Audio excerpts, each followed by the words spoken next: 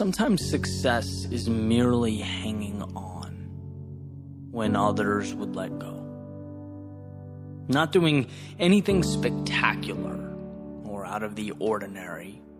Not leaping a mile or jumping over a mountain. But simply carrying on. Thomas Edison has a famous quote that's really stuck with me over the years. He says, "Many of life's failures are people who did not realize how close they were to success when they gave up."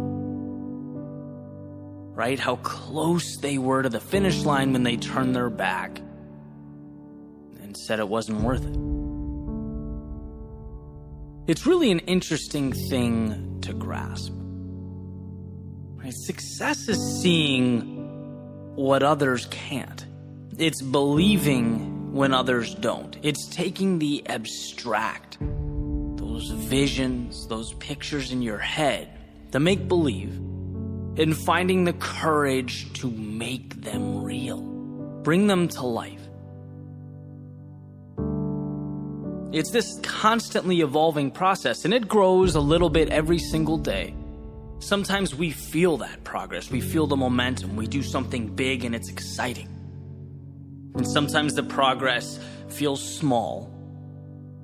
And then there are times when we get knocked down and we don't see it at all. We feel like because we weren't validated that we lost. That we failed, that it wasn't enough. We forget that's part of the process, that progress is a journey.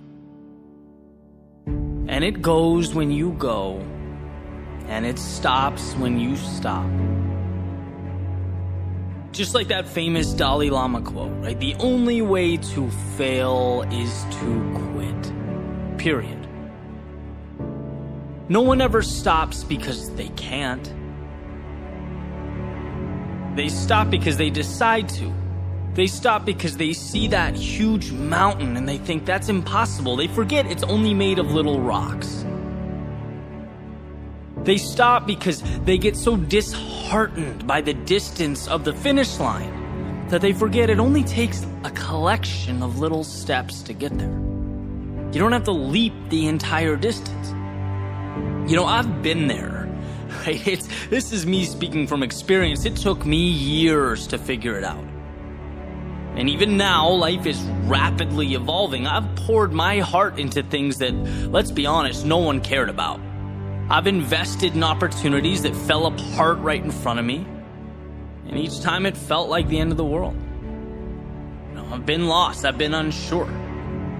Gotten up after things didn't go as planned, and it felt like a loser. I had to look myself in the mirror and pick myself back up off the floor. But there's one thing that I kept doing that I never thought twice about. And that's continuing on. Whether life lifted me up or it beat me down, my plan for tomorrow was always the same. Get up and try again. Keep going. And as I sat down this morning with my pen and a piece of paper, I thought, what's the one thing I would want to be told if I started out again? What's the one thing that people need to hear most? And it's to simply keep going. Keep taking steps. Because one day the world will start to make sense. And you'll look around and you will be thankful for one thing. That when most would have stopped, you didn't. When the world said no, you said yes. There is nothing so powerful as a soul that refuses to back down. See, persistence is not an important thing or an essential thing. It's everything. So live as to see. Not what can be lost, but what will be gained. Find that light in darkness, even if it's a flicker, even if it's a spark. See, every loss makes you a little tougher, and every instant of sadness uncovers something beautiful. Every moment of fear teaches you to be a little braver. Every broken heart opens the door to a new connection. Instead of doubting yourself, feeling inadequate in life's darkest moments, know that you need what you are going through. You are uncovering the little victories hidden in plain view. So when the world feels like too much and your patience is thin, be stronger than that voice in your head begging you to think small. Stand on every experience, the good and the bad. Let it elevate you to a beautiful tomorrow.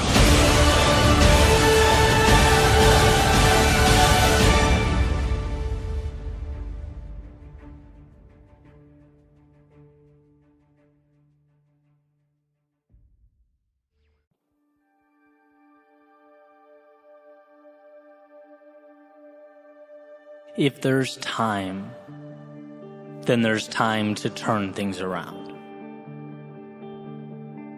If there is a tomorrow, then there is hope today. The only have-to-be's in life are the ones we prop up and adhere to.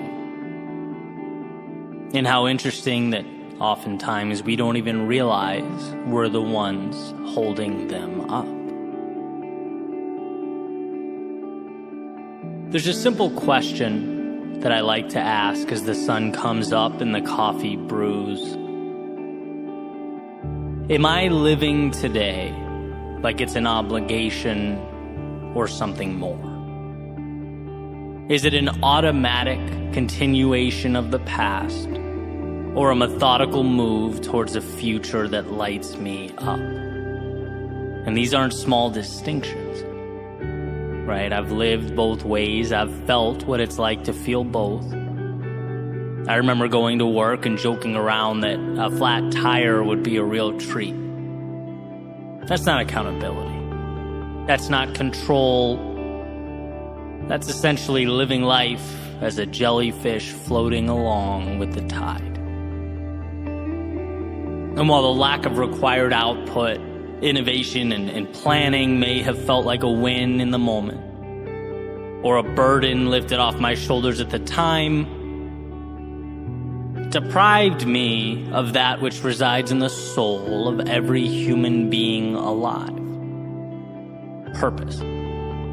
Personal agency. See, you can only go so far, so long being the spectator of your own journey. You can only go so long looking out the window before you wonder just what it'd be like to be behind the wheel. When we put our actions up against the question, why? It astounds me how many things are done because it's what we've always done. We act like we're expected to act, think like we're expected to think, see who we're expected to see. But expected by whom? Some of my greatest breakthroughs in life emerged after being asked why by people I look up to or respect. Why have you accepted that? That's your income? Okay, great, but why? That's how you spend your day? I see. How come? And when one is tasked with looking at their own life through a magnifying glass, some hidden truths always emerge. It shines a spotlight in the corner of the room, illuminating those shadows where one can, if they look hard enough, make out the wolf in sheep's clothing. That is the phrase, because that's how I've always done it. We get in life what we accept. We are what we allow ourselves to be, and if we don't ask ourselves which mountain is worth climbing, which ocean is worth crossing, we simply float with the tides. We're at the mercy of the winds. We forfeit the mastery over our own lives that awaits if we're willing to take that wheel and navigate. So here are a few things to take with you. First is you are bound by nothing. The parameters you exist between are of your making. You can get in that car and drive. You can walk away and begin something new. You can entertain that vision that's been conveniently tucked away in the back of your mind. Understand that to not go is fine, but it's a decision. And perhaps a decision you'll wish you made differently. And second, difficult today liberates you tomorrow. It's easier to observe. It's easier to say how you wish things were. After all, stepping out into the fast-paced, chaotic world is tough. It's scary, it's unpredictable, but it's where you find yourself and the path that's calling your name. It's beyond the pins and needles, emerging as one jumps into the cold water, that they're able to find that evolution. If there's time, then there's time to turn things around. If there is a tomorrow, then there is hope today.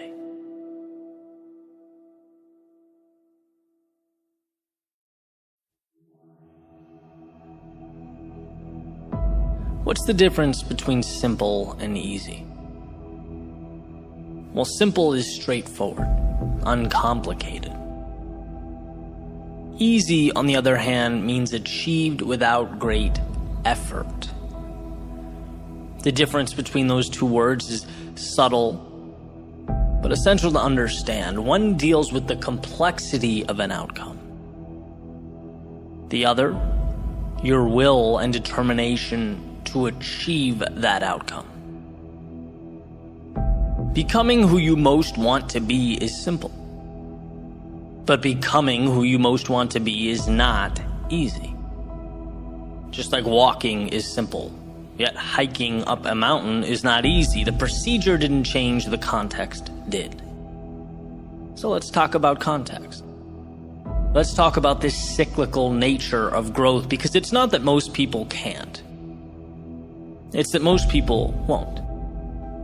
It's not that most people don't get how. It's that they don't have a strong enough why. The path is laid out before you. You just have to be willing to walk down it. Will you?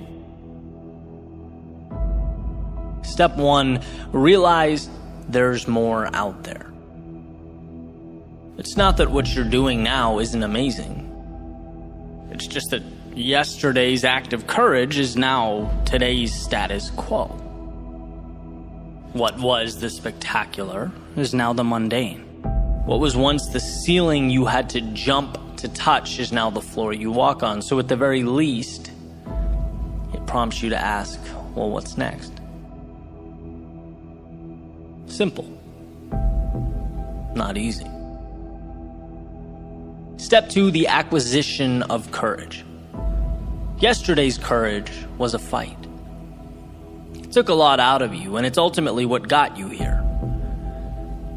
But it dropped you at the curb, it waved goodbye and went on its merry way, and here you are. You can stay here. A lot of people do. You can reminisce of the glory days, the old path, yesterday's triumphs.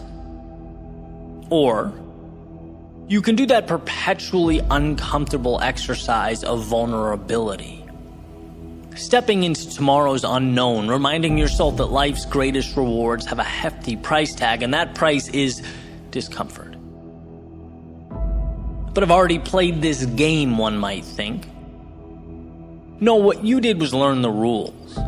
Now it's time to apply them to a new setting, and around goes the merry-go-round. It might seem like a replication from the horizontal, but here's the secret. You can't see the vertical. You have yet to look down and see your ascent, see what you're becoming.